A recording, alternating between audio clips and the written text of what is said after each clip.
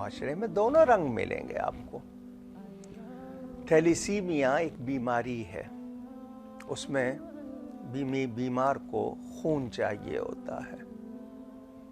کتنے لوگ ہیں جو انتقال خون کے لیے اپنی خدمات پیش کر رہے ہیں؟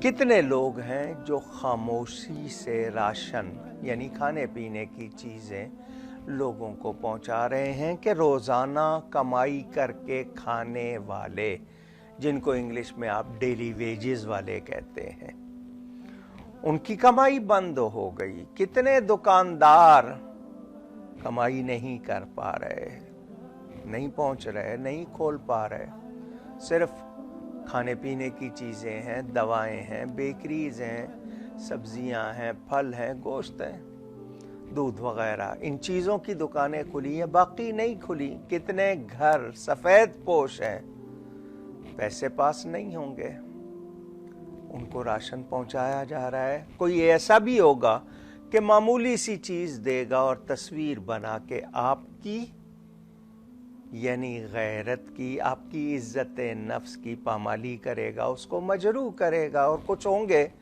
جو صرف اللہ تعالیٰ کی رضا کے لیے خاموشی سے کر رہے ہوں گے، تشہیر، رغبت دلانے کے لیے کہ ہاں ہم یہ کر رہے ہیں۔ مقصد ان کا اگر نمائش اور دکھاوا ہے تو ثواب سے محروم ہو جائیں گے۔